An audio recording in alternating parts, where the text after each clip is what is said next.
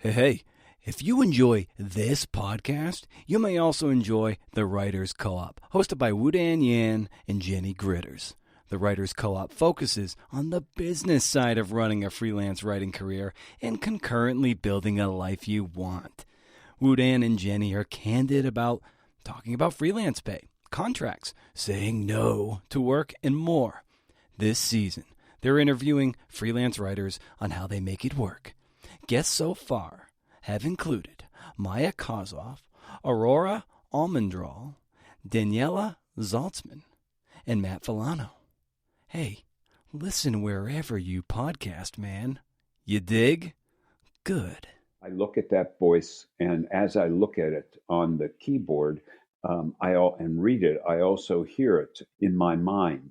And I know pretty well, almost immediately, if this sounds like me. Does it sound like me?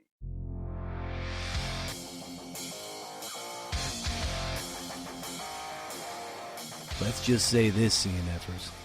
I made a podcast you can't refuse, which is to say, the godfather of creative nonfiction, Lee Gutkind, returns to the show to talk about his new memoir, My Last 8,000 Days, an American Male in His 70s, is published by the beautiful people of the University of Georgia Press. Of the several memoirs I read in 2020, Lee's is in the top 4, along with Tim O'Brien's Dad's Maybe book, Rose Anderson's The Heart and Other Monsters, and Paul Lisiecki's Leda. Great stuff coming your way. Hey, if you're not already subscribed to the show, and why wouldn't you? But you might not be. You might be new to this right now. Go and do it. It's in all the directories.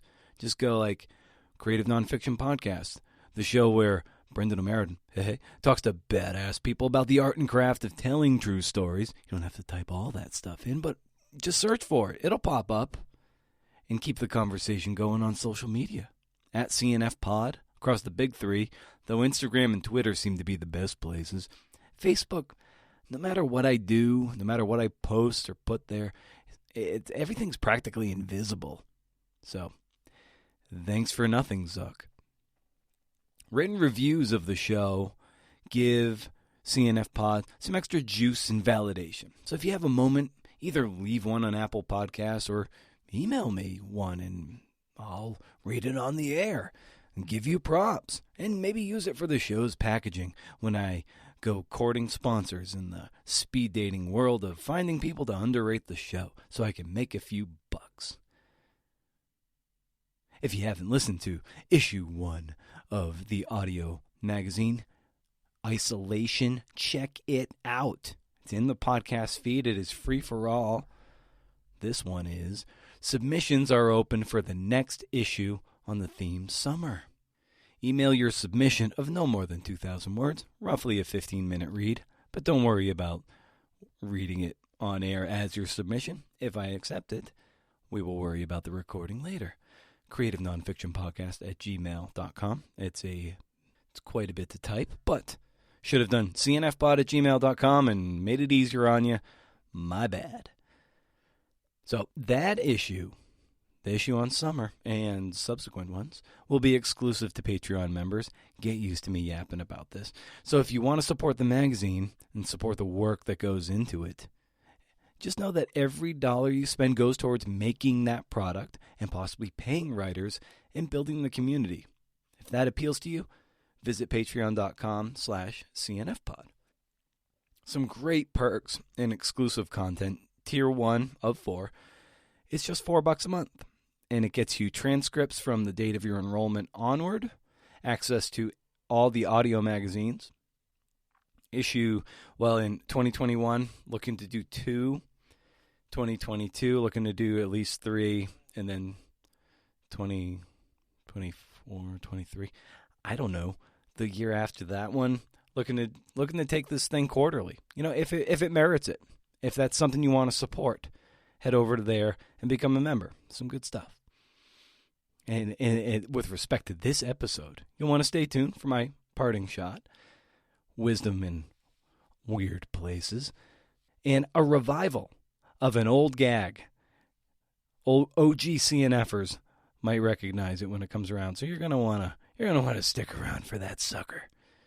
I used to do it all the time. You'll just have to wait. Okay, Lee is here. I remember the first time we talked about 3.5 years ago, episode 60. I was kind of freaking out. I mean, that's kind of my MO. I freak out a lot. And this time, it was like we're all pals. I was in the pocket, man.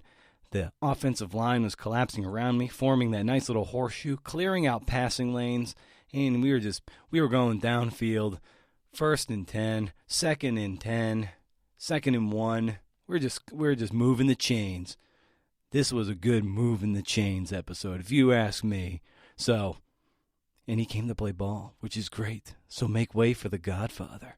Riffa.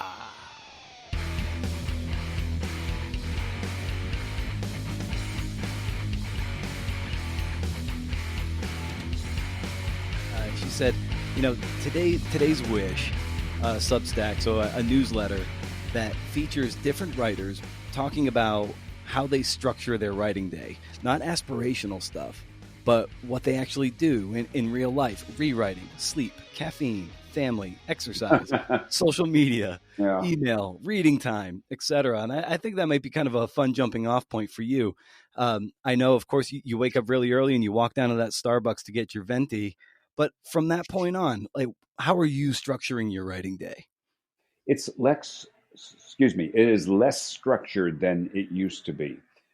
When you start out for years and years and years, the structure is so incredibly important.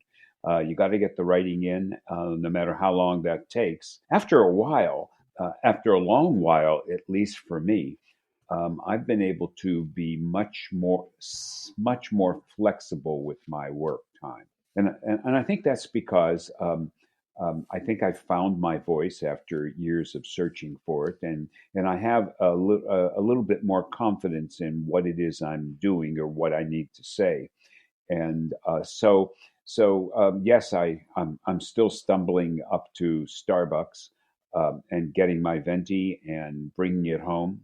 And sometimes I start to write right away, and sometimes I need to kind of take a breath, and find out a little bit about what's happening in the world. I might go to the New York Times website or the Wall Street Journal and just kind of look around for a little bit. I might look at my emails to see if there's anything really important I should start to think about and deal with. Maybe that might take the whole thing might take an hour or so. And when I can when let us say when I can move any concerns beyond me, and I can take a deep breath and dive into my work, knowing that, hoping that nothing will interrupt me or weigh on my mind, and then I move into the work, and I sometimes sometimes it seems enough to give it 2.5 or 3 hours before I stop, and sometimes when things are really going well, I push it a little further. But I have noticed that that 2.5 hours of straight writing causes me to have to take a break, take a walk, or go back to the Times for a little bit, and Mm-hmm. just kind of take a break and a big breath for a while, and conjure about what it is I have just done and what I now need to do before I'm ready to end the day. End the day as a writer, that is.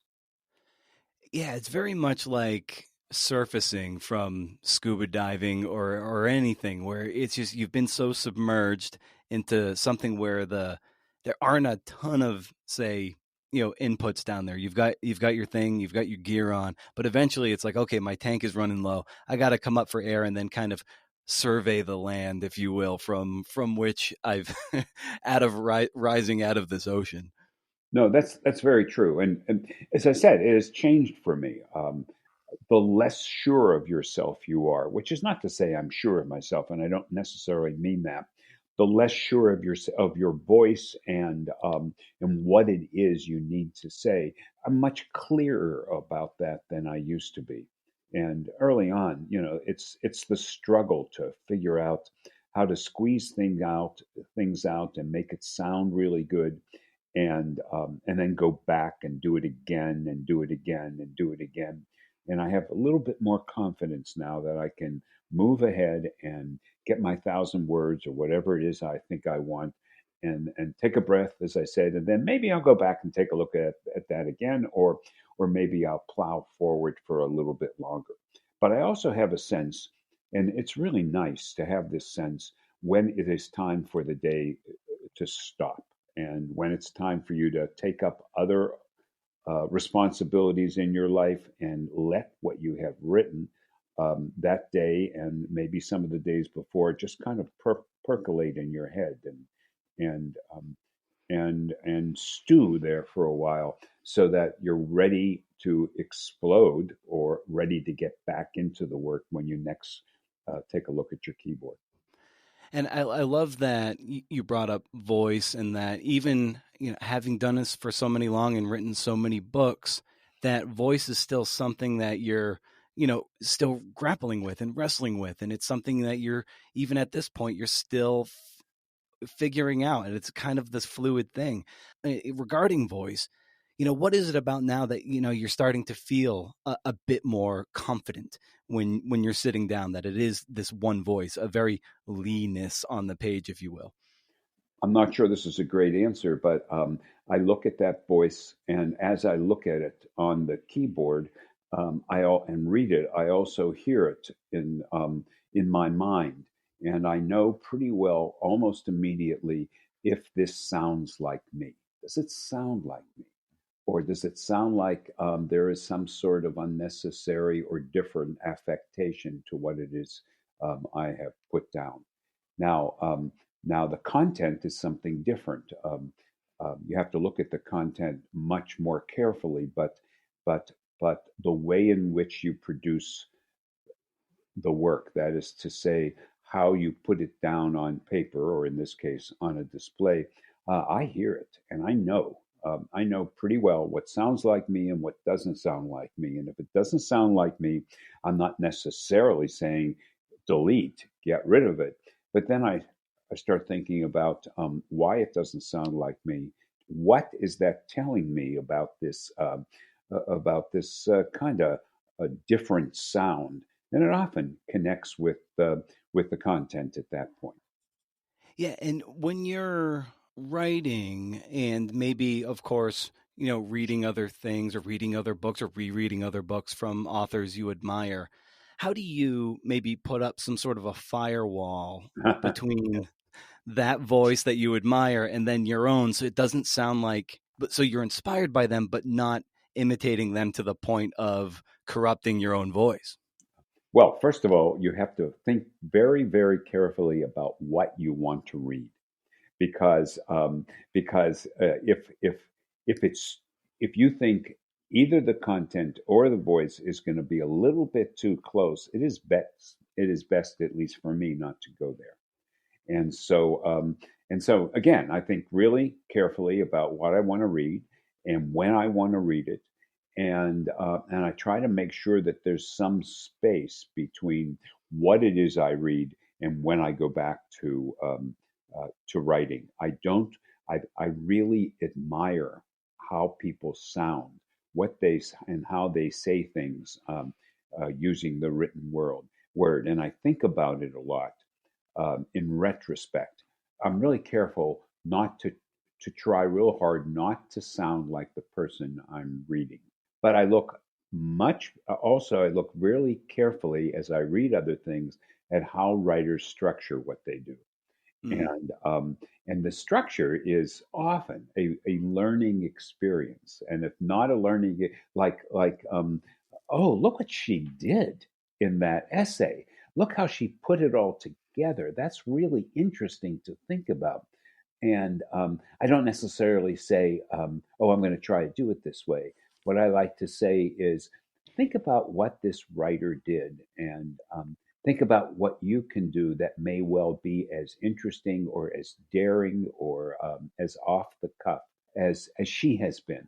And I really appreciate that. I like, it's like I tell my students often that writers need to kind of look at their work with the eye sometimes of an engineer or an architect, to take a look at the blueprint of, Mm. of, of what the writer has done, and maybe use some of that or learn from that, the different ways in which you can structure a story and how different that structure can make the story be. Just kind of piggybacking on voice a little more. You've written this wonderful memoir, and you've written personal things in the past with like Trucking with Sam. You've also written a lot of more repertorial stuff. Umpires, organ transplants, and robots, among myriad other things. How would you say your voice is different between when you're more repertorial versus more personal? No, it's a question of distance. Hmm. You when you're hanging out with a bunch of organ transplant surgeons or baseball umpires or child psychiatrists, um, you're standing back like you're some sort of a camera, and you're watching at different angles, from close-ups to long to medium and long shots, but you are always behind the camera and not necessarily in the shot. Whereas when you're writing about yourself and you are writing a memoir, it is much different. You are front and center in the camera's eye, and even though you are also behind the camera as a writer, you are looking at yourself as the protagonist, as the person about whom the book or the essay or the chapter is all about. And I love that your new book really underscores that, people, let's say in their fourth quarter of life, fourth quarter of the game, if you will, shouldn't be, avatars of, grief and loneliness, but, very much alive and ambitious. So I really, that must have been really at the forefront of your mind, that this isn't just something that's looking back. Like, I still have very much like lots of stuff to give, and I need to be that example for people. Well, what should what shouldn't be and what is kind of different. Yes, yes, one shouldn't be fearing the last quarter of their lives, or thinking that the last quarter is going to be kind of a quieter quarter than the first three. My book represents a transition from a time when around about the time I turned 70, when I felt confused and lost, and not too confident about my voice, or about my ideas, or about what was going to happen next in my life. Felt very insecure. I'm a pretty upfront, independent, sometimes considered arrogant fellow, but there was no arrogance in what was happening to me when I turned 70. My two best friends died that year. My mom died 5 days before my own 70th birthday. I had a long relationship that had just fallen apart. I had a book contract that I gave my heart and soul to that fell apart. All these things happened to me around the year of 70. Let us say I lost my moxie, and didn't quite know what to do. But I did know that this 70, this big 70, needed to be a transitional point. I needed to make a change, to reevaluate, and dig deeply into the camera of my own life and look at what had happened to me, until I could figure out how I could come out the other side of it with renewed vigor and confident in the future. I guess in many respects, I wanted to figure out how I could continue to be what seemed to be, at least in public, um, that independent, hardworking, maybe even sometimes arrogant guy who felt very, very sure of himself and needed to move on. Some of that happened. I reevaluated when I went back and tried to think of my life. Speaking of voice, I needed to talk to myself as I was writing. The process was incredibly interesting, at least for me, because as a reporter, as an immersion observer, yes, you ask questions, but you really wait and watch to see what happens. And then sooner or later, you dig deep into the person or people you're writing about, and ask some questions that allow them to kind of bare their innermost thoughts and maybe their soul.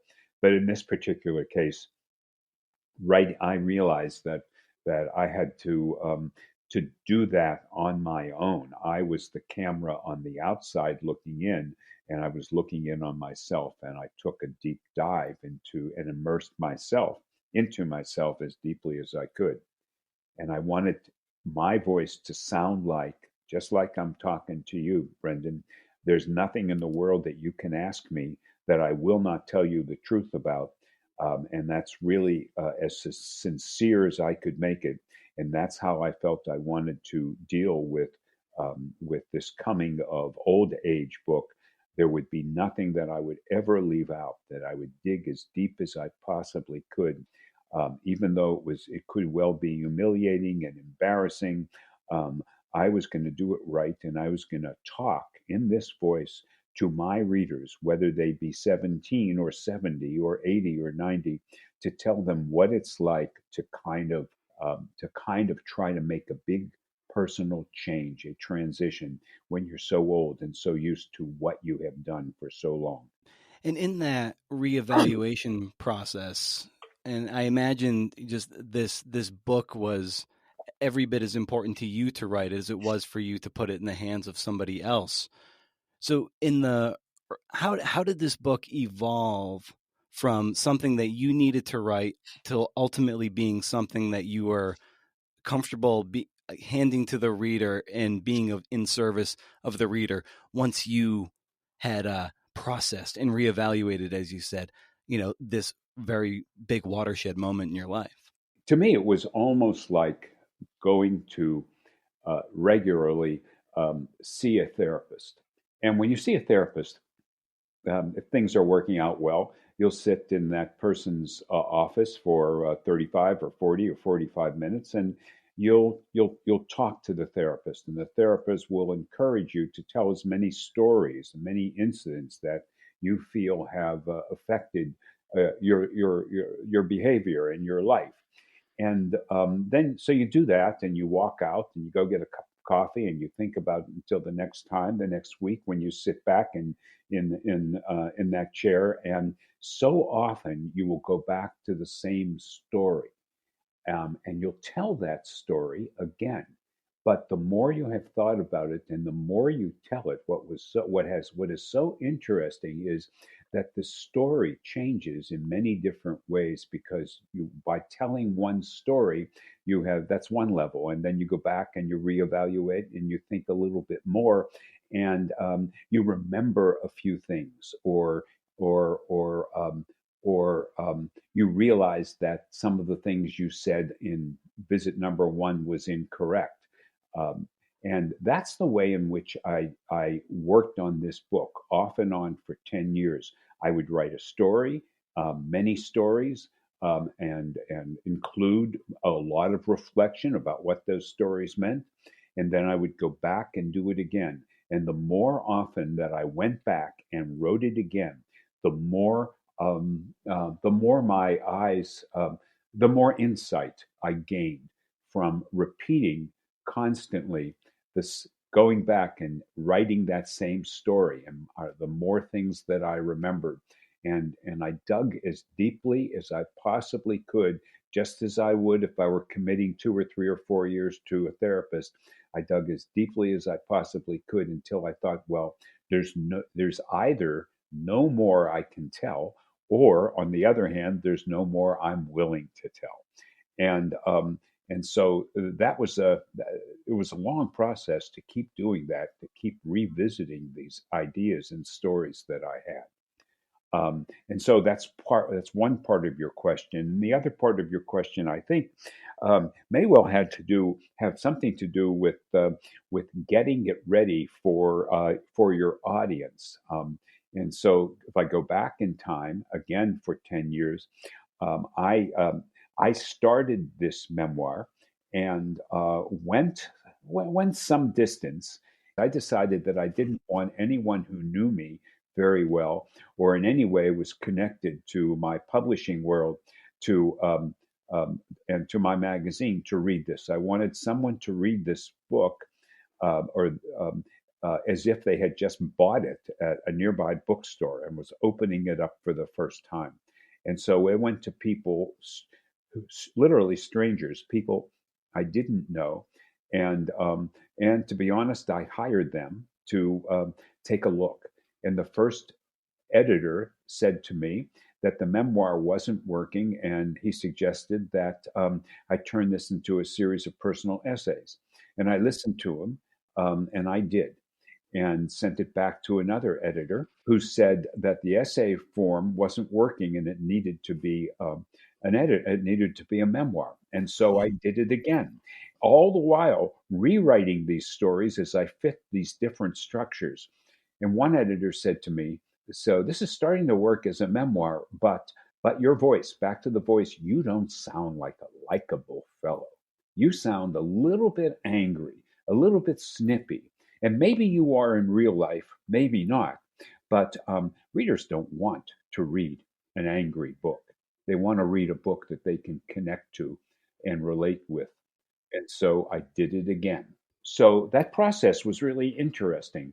That every time I sent it to another person who did not know me, they may have known about my work, but they didn't know about who I was very personally.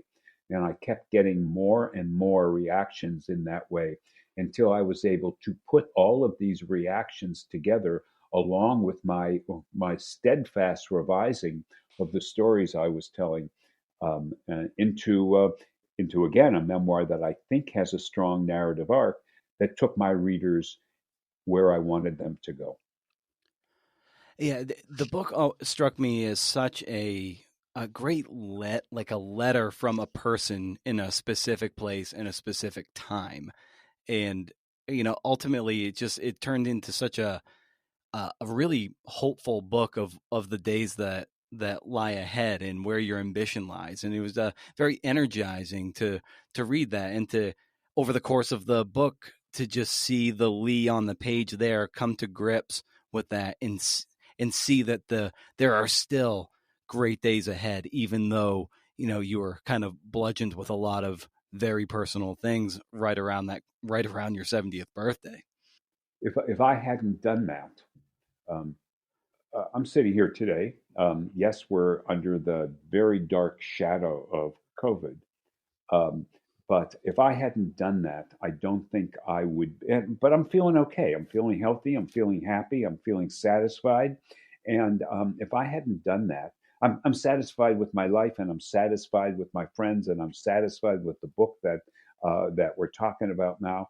And I'm not sure if I hadn't done what you just described, I would not be feeling as hopeful and optimistic as I am of whatever is left of the 8,000 days I have in my future. I think too, and you do a really wonderful job about this because I think the book really toes this line of coping with invisibility as well, like early in life too, when you were an overweight kid, kind of marginalized by a lot of the kids you went to school with in your neighborhood in Pittsburgh, and then even as we age and certainly get into the AARP subscription age, that that there is a fading and invisibility that is kind of hard to cope with, especially when you're in your head, you feel younger than you are, and yet you're sort of, marginalized. And it's kind of on both ends of that spectrum. Is that something that you wrestled with personally, and then, you were able to really render in the book? As you get older, you can kind of lose yourself. As I said, I when I turned 70 and all those things happened to me, I lost with all those people in my life who were dying. And understand, I know you understand this, Brendan, but writers live lonely lives anyway. Yeah. Yeah, I do my Starbucks thing, and I face my keyboard for hours, and I'm all alone all the time, and I try or so often, and I try to not answer emails for a while and not take phone calls. We all need to isolate ourselves so that we can be at peace with our work. And so I did that, and I was used to that. But I always had this support system of those 3 or 4 people I described to you. And then suddenly, in a flash, they were all gone. And you realize that you need some sort of even though you are a loner, born and bred as a writer, you realize that you need some sort of support system to keep you going, to reach out to other people and touch them from time to time. And I was pretty well lost. And the other thing that happens when you get older, Brendan, your face is wrinkled, your hair is gray. Hmm. You and the more aged you seem, the less people kind of take an interest in you. And there's a you walk up the street and wherever you go, and it seems like people, younger people, and not kids, but maybe middle-aged people, maybe 30 or 40, people look through you. They don't see older people Hmm. anymore. And so these things, you're getting old, and maybe you're losing some of your support system, and maybe you're not as healthy as you used to be. And then when you're in public, you're hardly noticed. Sometimes only noticed when when you're perceived as some sort of a nuisance. And so those things come together for people who are aging. And I thought that it was really important to fight that, to fight uh, to fight the idea that I was invisible as an old person. And I tried real hard to continue to make a statement as a human being, the way I walked, the way I talked, the work I did, and to resist when other people um, ask me demeaning questions like, when did you retire?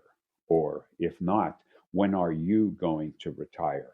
Uh, Hmm. Things of that nature. Or people would say to me often when I would go into to another Starbucks, they would say, "How are you today, young man?" Well, I'm not a young man. I am who I am, and it just it kind of makes you feel like you don't count anymore. And Hmm. and so, no, none of these things really killed me. I'm not saying that. I'm saying that this is what can happen and often does happen to people who become elderly, especially in the United States. Well, and there's a moment too later in the book too where you cite that what happens to a lot of people, and this happens to it happened to your mother. It's happening to mine. It's been happening to her for several years, where you just kind of age in place, right? And you write about that here about aging in place. Right. Yes, that does. Certainly happened to my mother, and I decided I was not going to age in place for one thing, Yeah. and but it was really interesting. And again, people who are in their 60s, maybe even in their 50s, they begin to they, they sometimes have to take care of their parents, or their parents are not or in uh, different living facilities of one sort or another. But when you're 60 and your mom is 80, um, you're both in the same boat. You are. It's really weird to think that you're not that far away from the person that you're taking care of now, and it's quite a challenge to be able to swallow that. I'm talking here about this book that I have written, again, about what happened to me when I was aging. But I would like to say that as honest and sincere and deep I was with my own life, I'm hoping that when people read my book, they will laugh and chuckle along the way, because the voice I tried to capture was a voice that was both sincere and honest, but also light enough so that we can look. I could look at my world. Let us say, not lighthearted perspective, but from a perspective that didn't cast a pall on the book I was trying to write. You don't want to write a book that is depressing. You want to write an honest book, and you want that book to be about you. You don't want to write a book that, a memoir especially, that blames other people for the things that happen to you. You want to just focus in on yourself and try to present yourself in as honest and in many ways true, honest and true way that you really feel. And so I'm hoping that people read this book. They're going to think it's pretty funny, even though I'm dealing with really serious subjects. Of course. Yeah, of course. And there's there too early on there's a great moment where you write that, when you're, but when I'm home alone, especially when I'm preparing to go out and play the public me, the pressure mounts, and then you go on to say that I'm pretty damn insecure, and the insecurity is or was getting worse and more troublesome. And you go on, of course, but I wonder, like, for you as as an insecure person, what did it mean to be able to commit to this in writing and show that vulnerability on the page?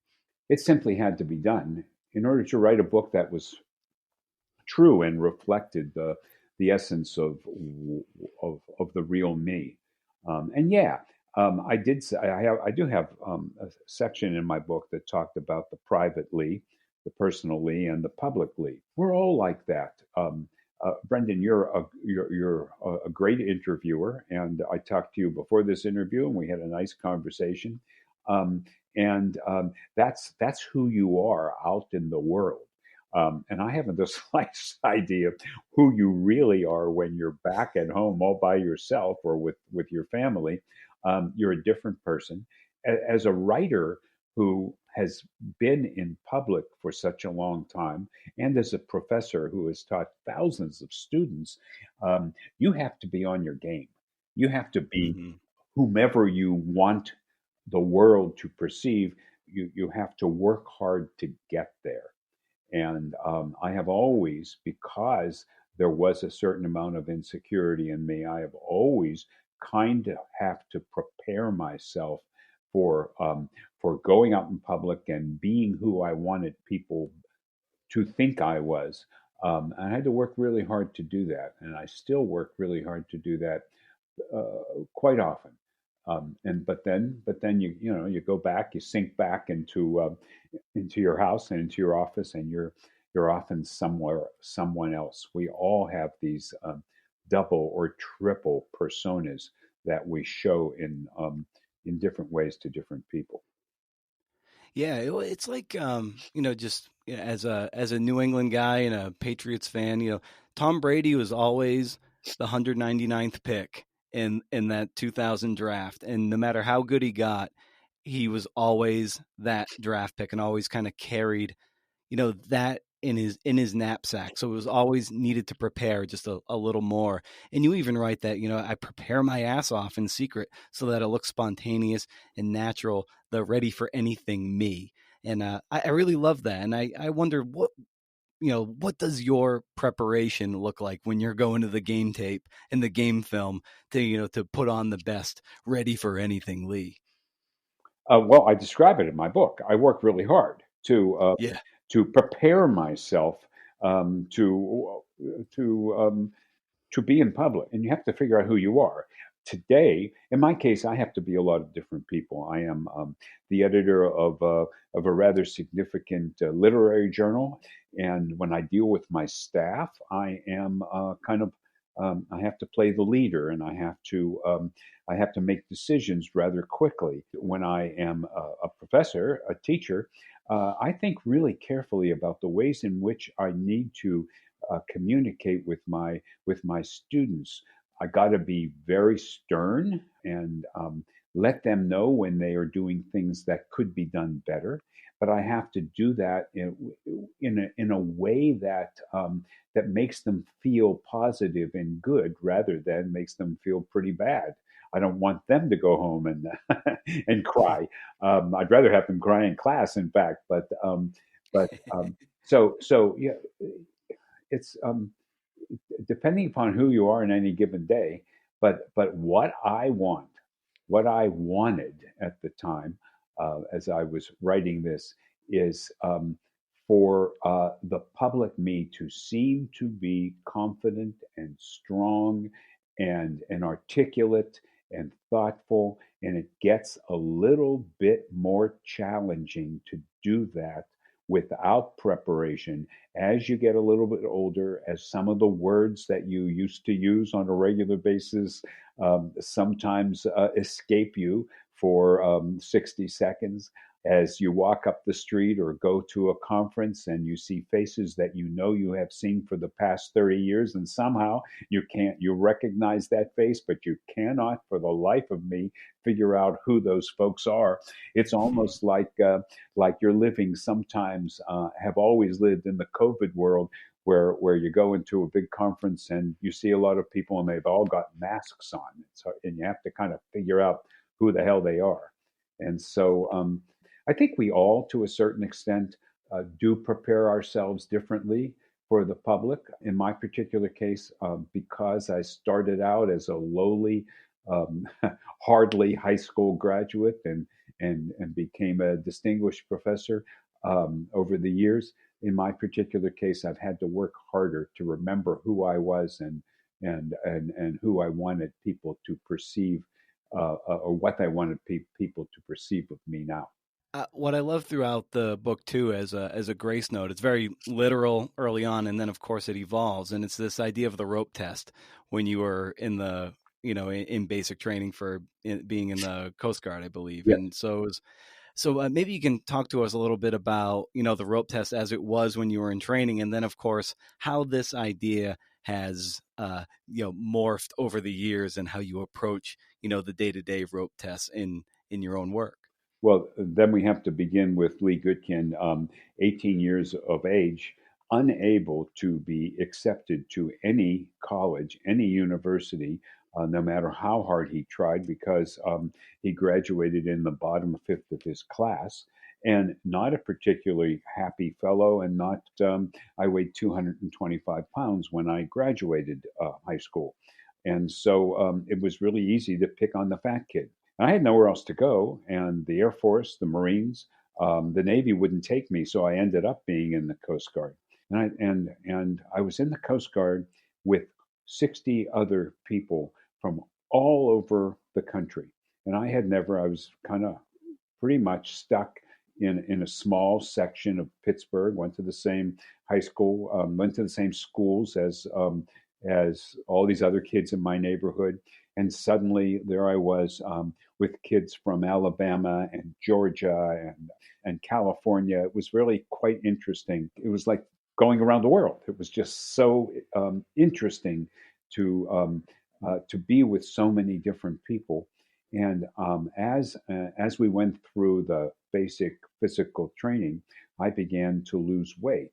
6 months later, when I got out of boot camp, I had lost 60 pounds. But during that time, after 13 or 14 weeks, we had the opportunity to go home for a few days if, in fact, we could climb a 50-foot rope. And I was very confident. I'd lost weight. I could do as many push ups as you wanted me to do. I thought that I had finally achieved something really significant. And so we all kind of gathered in an aircraft hangar, and the ropes were hanging 50 feet down.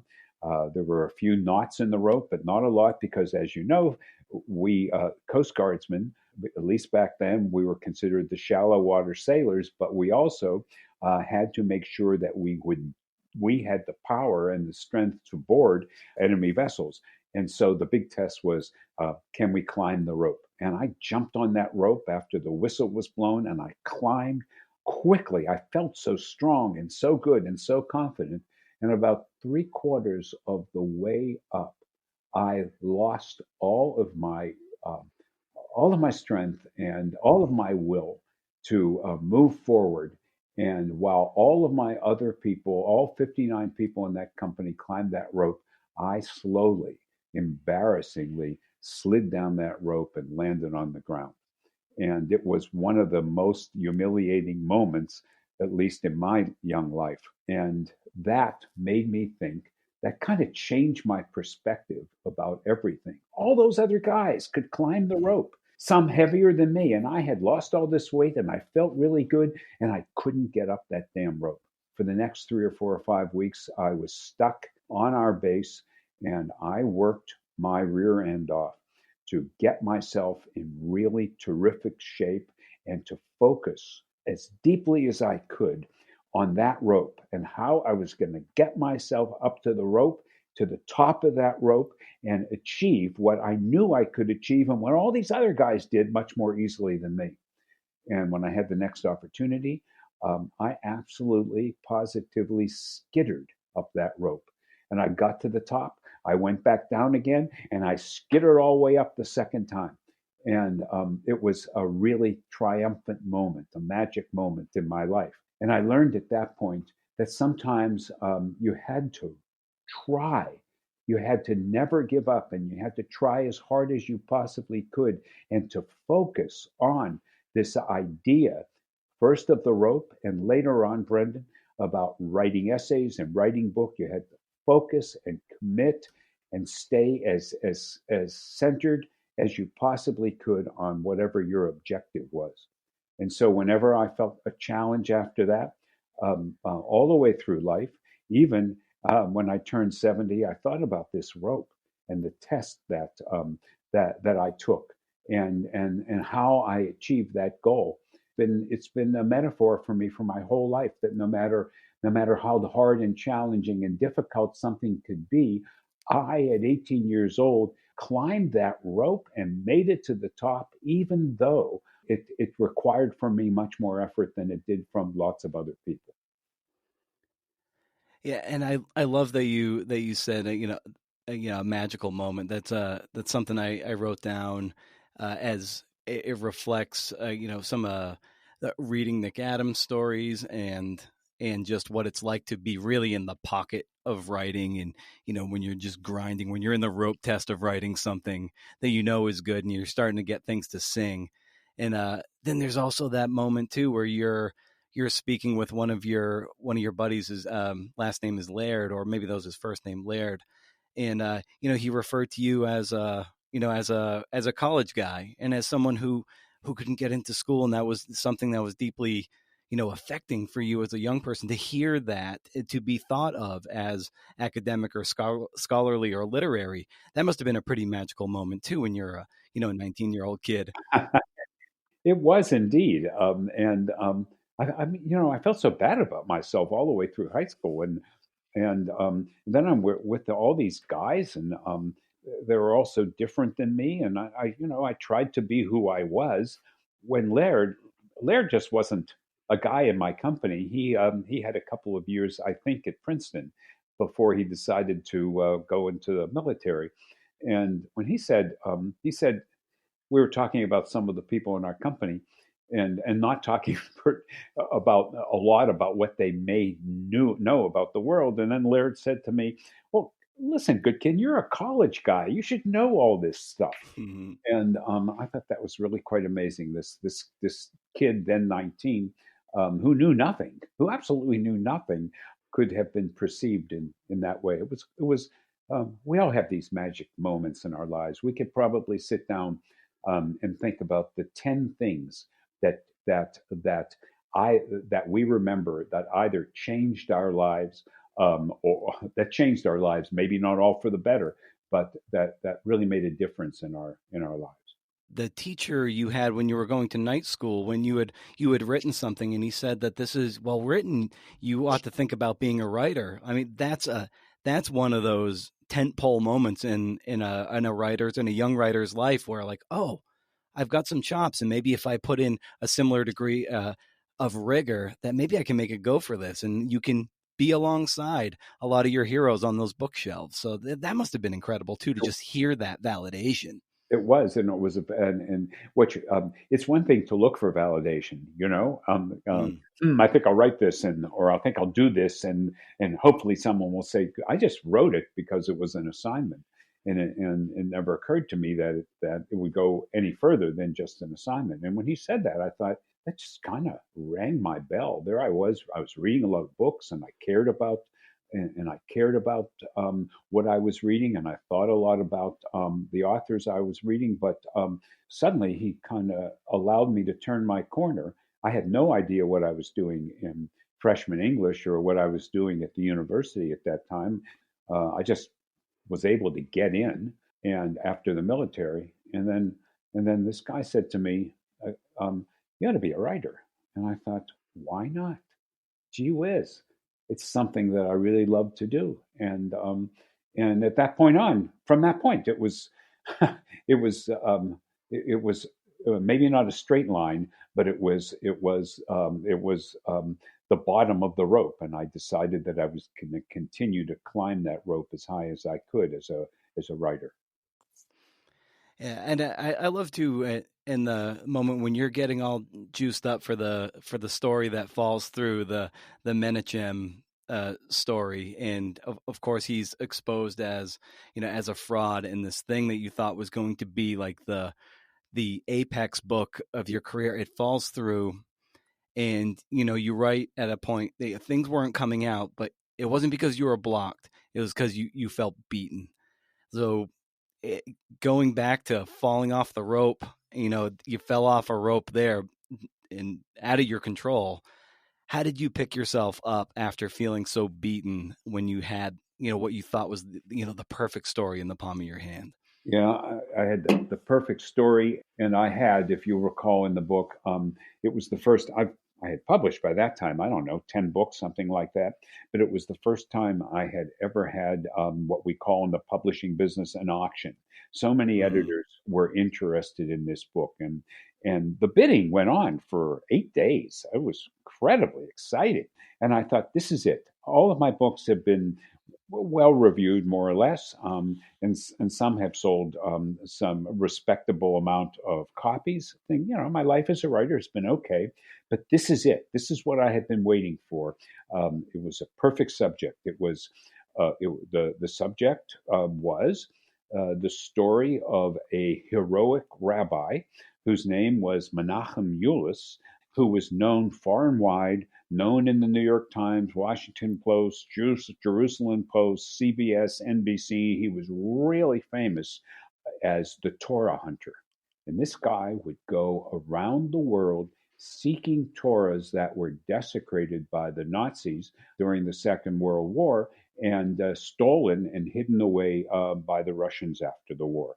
And he would get those Torahs. He was a rabbi who was a sofer, so sofers write and make Torahs kosher, repair.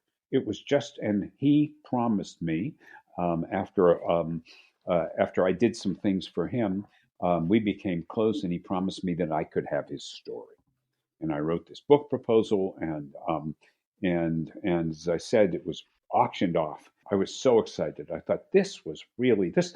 This was not only a story that that that would make me some money, and it was a story that would maybe bring me back to my Hebraic roots. This rabbi who was such a good, honest, hardworking man. It was a story about a hero who sacrificed himself. He got no money for any of this, allegedly.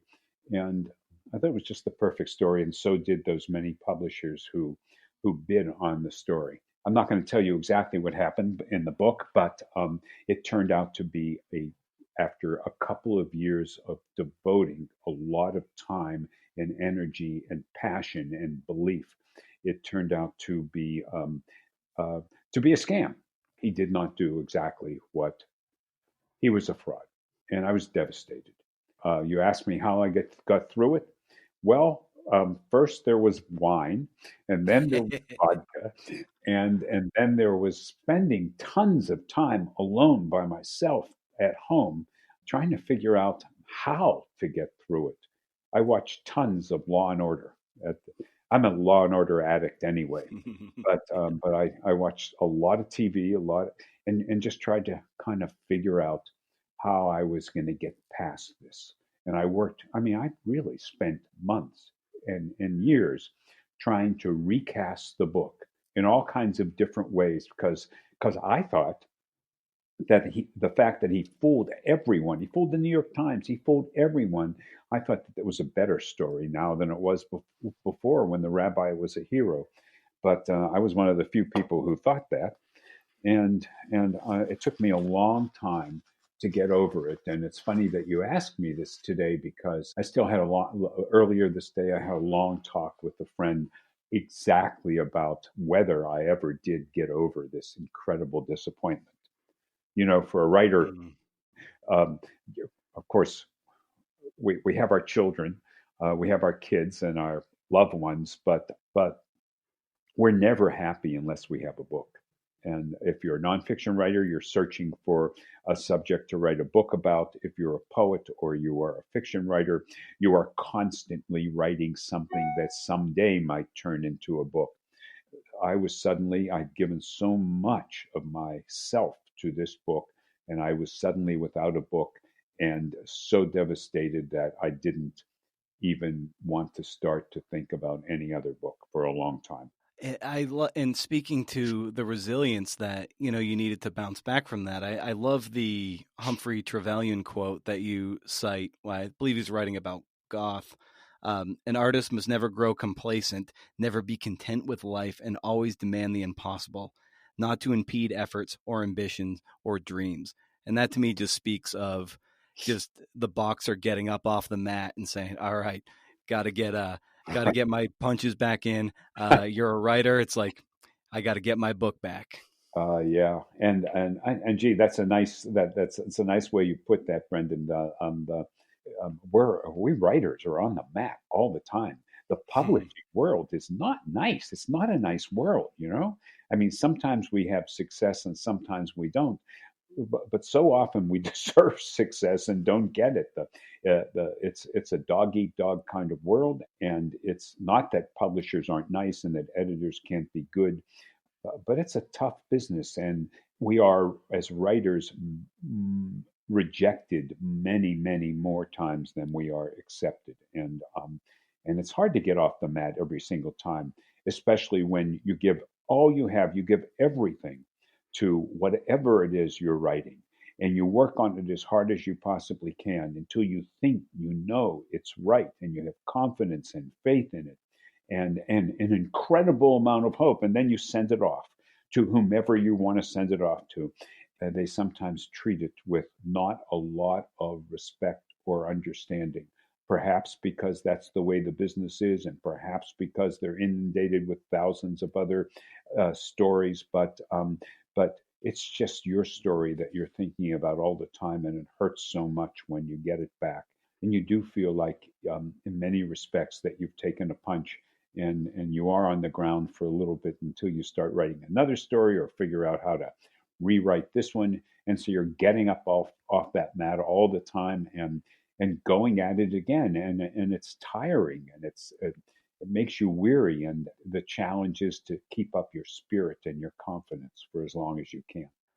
And there's another great moment in the book too where I really related to this from a project I did several years ago, and when I ran into my source again a few years after that, and like you wrote and then you put friends in quote, and you say I put this in quotes because the reality is when you jump in and out of people's lives, those friendships last only as long as the research and writing, and then even if you try hard to keep in touch, they invariably fade away. And that hit me really hard because I was immersed with this one particular guy for a year, and then when I saw him years later, it keeping in touch, it just kind of dissolved. And you always have to have some sort of wall between the source and the writer, but you do develop these friendships, and then when it invariably or yeah when it dissolves, it kind of leaves this emptiness. And that passage you wrote, it really struck me, and I I just wonder, like, your experience with that too, because it sounds like you've had a few of those. I work really hard to when I do my immersion work. I really work really hard to connect with the people about whom I'm writing. Yes, at a safe distance, but and you become a part. If you're like a method actor in some respects, Yeah. and you become a part of whatever it is, whatever world you're writing about. And you may not be an integral part. I never did any significant surgery as I hung out for 4 or 5 years with organ transplant surgeons, but you become a part of their lives and their world. And after a while, their in jokes, you know who their families are, their wives, their children. You know the challenges they have to face to get published or to save lives, whatever it is. And you're very much a part of that milieu.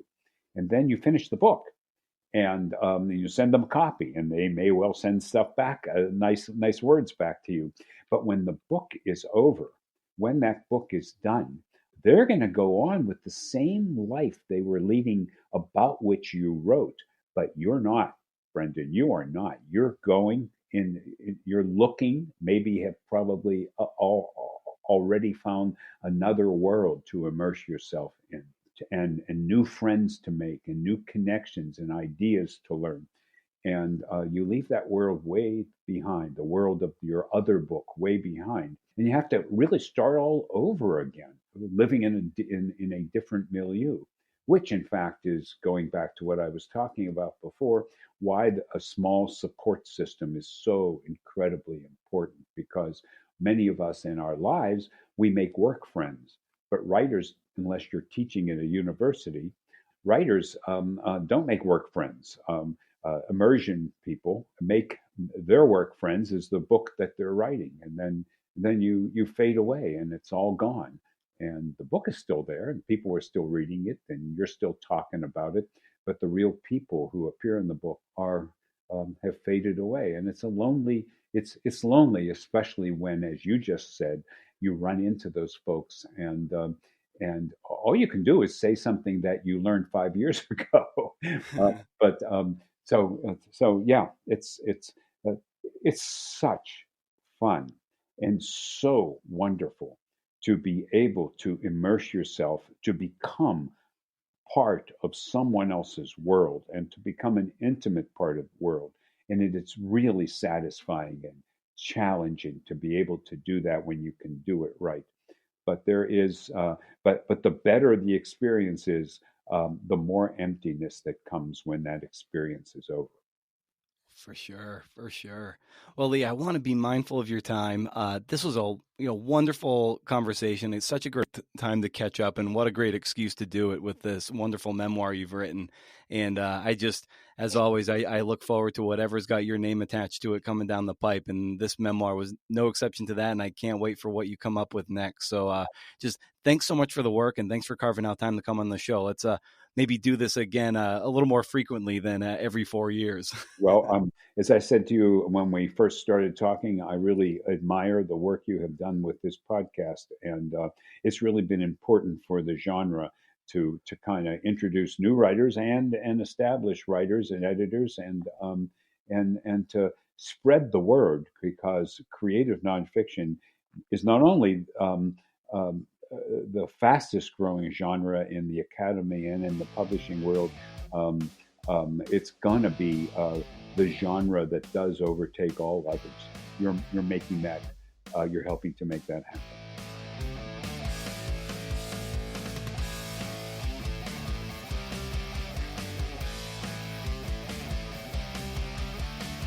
Isn't that great?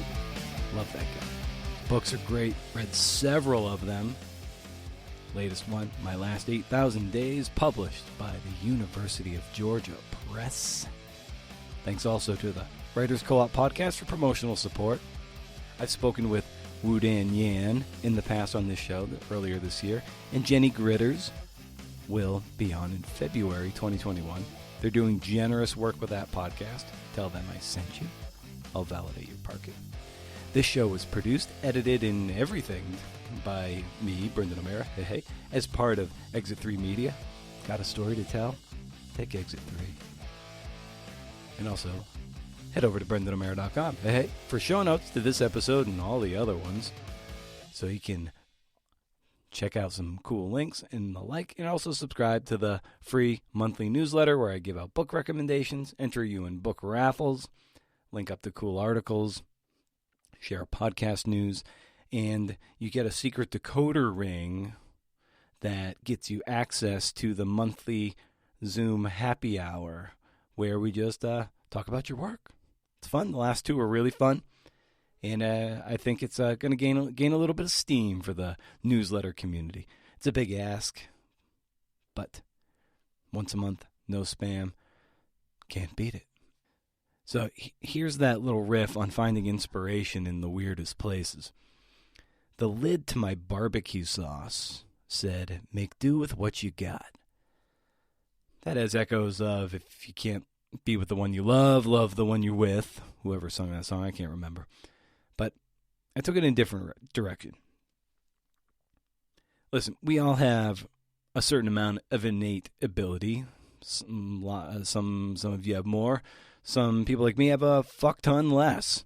But at some point on your journey, you have to access who you are. Find out who you are. Come to grips with who you are. We don't need another Mary Carr or John Jeremiah Sullivan, George Saunders, or Elizabeth Gilbert. We need you. This isn't to say there's no room for improvement in that you should just coast where you are. But there's no sense in trying to be a fireballer if all you have is 75-mile-an-hour cheese. Got to paint the corners. You got to paint the black if you're going to bring that shit. For better or worse, I've kind of found a good groove of punk rock prose that's palm muted and a bit pockmarked from smallpox.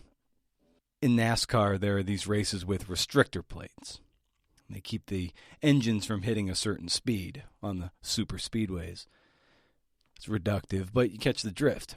And I know with my work, sometimes I want to take off the plate and let it rip and show the pyrotechnics of my vast skill of writing and bringing color to the page. But as I've come to learn after writing hundreds and hundreds of thousands of words, it's not natural for me. It's posing. It's trying to be somebody else. It's like I'm lip syncing someone else's song. And it gets me into trouble. Make do with what you got. What's the moral of the story? Listen to your barbecue sauce. Like I said before, early in the show, get used to me yapping about being a Patreon member. I'd hate for you and the other writers submitting work to miss out on an audience. This isn't about me. It's about building a bigger community to publish true audio stories. This is a publishing machine. You'll still always get the interviews for free, but now it's kind of like a printing press in a way. You don't just get exclusive access to that magazine, even at the tier 1 level of $4 a month. You get a whole lot more. You'll want to support writers and CNFers like yourself. It might be you one day in the magazine, and you'll want that support too, I imagine. Patreon.com/CNFpod. Okay, so at long last, I think I got my wife to listen to the podcast. 233 interviews, she hasn't listened to one. She was reluctant, but I asked her how she did it. Well, first there was wine, and then there was vodka, and then there was spending tons of time alone by myself at home trying to figure out how to get through it. We'll see you next week. Stay cool, CNFers. Stay cool forever. See ya.